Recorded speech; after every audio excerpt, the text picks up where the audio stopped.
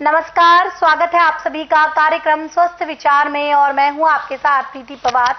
दर्शकों, स्वस्थ विचार कार्यक्रम आप सभी जानते हैं कि ये पूर्णतः आयुर्वेद पर आधारित कार्यक्रम है और इस कार्यक्रम में आपके हर असाध्य से असाध्य रोगों के आयुर्वेदिक उपचार बताए जाते हैं और आप जानते हैं ये सारा ज्ञान इस मंच के माध्यम से हमारे साथ साझा करते आ रहे हैं असाध्य रोग निवारक गायत्री सिद्ध पंडित श्री लक्ष्मण दास रतन भारद्वाज जी। तो आइए मिलकर स्वागत करेंगे गुरु जी का। गुरु जी, आपके बहुत बहुत स्वागत है। नमस्कार। दर्शकों, ये जो कार्यक्रम हम रोज आपके बीच लेकर आते हैं, इस कार्यक्रम में आपको बहुत सारा आयुर्वेद से जुड़ा हुआ ज्ञान दिया जाता है। साथ ही साथ आपके साथ एक रोग पर भी चर्चा की जाती है जिसमें आपको उस रोग के कारण, लक्षण और आयुर्वेदिक उपचार भी बताए जाते हैं। इसी कड़ी में आज हम बात करेंगे टाइफाइड बीमारी के बारे में। टाइफाइड बुखार जिसे हम बोलते हैं, बैक्टीरियल इन्फेक्शन के कारण ये ज्यादातर माना जाता है। आमतौर पर यह भी कहा जाता है कि गंदा पानी पीने या खराब खाना खाने की वजह से भी ये समस्या उत्पन्न होती है। तो आखिरकार क्या है इस समस्या की मूल जड़, ये गुरुजी से जरूर जानेंगे, लक्षण भी पहचानेंगे और साथ ही साथ जानेंगे कि आयुर्वेद में इसके क्या कुछ उपचार मौजूद हैं। लेकिन कार्यक्रम को आगे बढ़ाए बता दूं आपको, ये लाइव कार्यक्रम है। सेहत संबंधी कोई भी समस्या है, आपको हेल्थ रिलेटेड कोई भी इशू आप फेस कर रहे हैं, तो आप जो स्क्रीन पर नंबर दिए जा रहे हैं इन पे संपर्क करके गुरुजी से सीधे बात कर सकते हैं और अपनी सेहत संबंधी समस्या का सटीक समाधान आप प्राप्त कर सकते हैं। तो चलिए अब चर्चा को आगे बढ़ाते हैं। गुरुजी, हम बात करेंगे टाइफाइड बुखार के बारे में। ये बैक्टीरियल इन्फेक्शन के कारण माना जाता है। गुरुजी, आपकी नजर में क्या है इसका मूल कारण, क्या इसके लक्षण है और क्या इसका उपचार है? देखिए, टाइफाइड बुनियादी बुखार से बनता है जी। बुनियादी बुखार 7 दिन, 11 दिन, 21 दिन ऐसे चलता है जी। फिर बिगड़ जाए तो निमोनिया हो जाता है। अब ये कहें कि पूरे संसार के अंदर इसकी दवाई है तो बिल्कुल नहीं है जी। क्योंकि एलोपैथिक में दवाइयाँ बनाई गई हैं रोग को दबाने, किसी रोग के काटने की नहीं है। और जो हमारा आयुर्वेद, यूनानी, होम्योपैथी, नेचुरिक है, इसमें हम डॉक्टरों को दोष नहीं दे सकते। इसमें सारा दोष है उन फार्मेसियों को जो दवाइयाँ बनाती हैं। जी। जब वो दवाई बनेगी नहीं तो रोग कहाँ से कटेगा? बिल्कुल। परंतु स्वस्थ विचार एकमात्र आश्रम ऐसा है कि इसमें रोगी को भी बुलाना नहीं पड़ता। जो मैं टीवी के माध्यम से रोग के अनुसार नुस्खे बताता हूँ, जैसे ही आपको रोग हो जाए आप उस नुस्खे को अपनाएं। आपको किसी के पास जाने की जरूरत नहीं है। 24 घंटे में आपका टाइफाइड है या निमोनिया कुछ भी है, कंट्रोल हो जाता है। अब आपको किसी भी मौसम में कैसे बुखार हो, सबसे अच्छा तरीका तो है कि पानी गर्म करें, उबाली दे के नीचे उतार लें और शीशे गिलास में ढक के रख लें।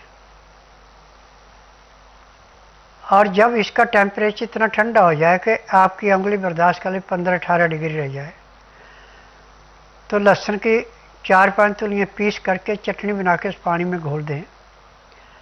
अब इसको पीने में पूरा आधे घंटे का समय लगाएं, पीते पीते बुखार उतर जाएगा।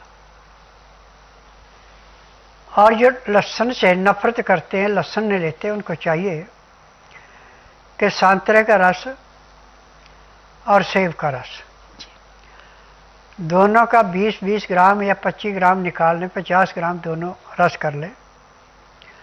अब इसको पीने में 20 मिनट लगाएं, पीते पीते आपका बुखार उतर जाएगा। परंतु ये क्रिया आपको हर 3-3 घंटे बाद करनी, चाहे लहसुन वाली करें चाहे संतरे सेब वाली करें। ना आपका टाइफाइड रहेगा, ना आपका निमोनिया रहेगा, ना आपका बुनियादी बुखार रहेगा, किसी भी किस्म का बुखार समाप्त हो जाएगा। परंतु खान पान पर ध्यान देना कि बुखार में अन्न नहीं देते। उसमें आप मुनक्का दूध में उबाल के या पानी में उबाल के ले सकते हैं। बीज निकाल दें, मुनक्का खाते जाओ, पानी पीते जाओ। या फिर बथुआ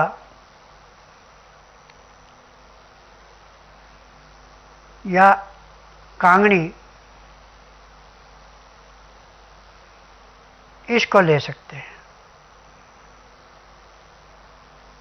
क्योंकि जब तक लीवर आपका पचाएगा नहीं, शुद्ध खून बनेगा नहीं, रोग कटेगा नहीं। लीवर को स्वस्थ रखने के लिए अनानास का जूस, सेब का जूस, संतरे का जूस, सहतूत का रस, फालसे का जूस, ये एक किस्म का अमृत है। और टाइफाइड के रोगी को हमेशा इस चीज़ का ध्यान रखना कि ज़्यादा सिलन वाली जगह पे या ज़्यादा गर्म जगह पे नहीं आपने बैठना, न सोना। नॉर्मल टेम्परेचर में बैठिए। और पीपल का पेड़ जहाँ नज़दीक हो उसके पास ज़्यादा टाइम काटिए,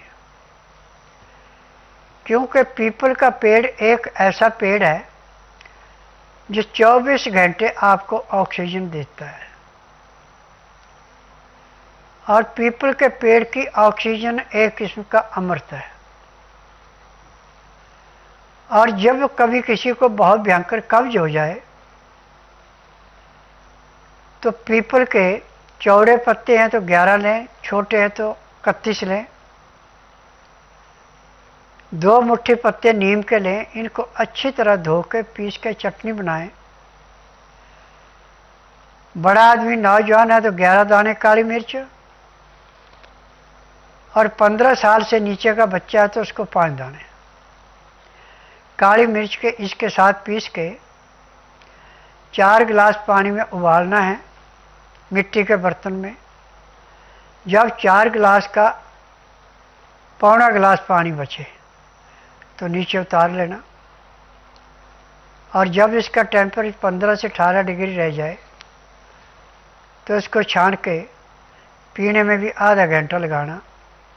अब आपको किसी किस्म का बुखार नहीं रहेगा।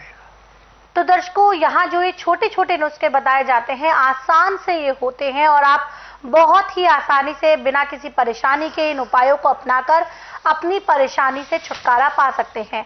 अगर ऐसे ही घरेलू नुस्खे आप चाहते हैं कि हर वक्त आपके पास मौजूद रहे, गुरुजी का आशीर्वाद आपके साथ रहे, तो आप गुरुजी की पुस्तकें मंगवा लीजिए।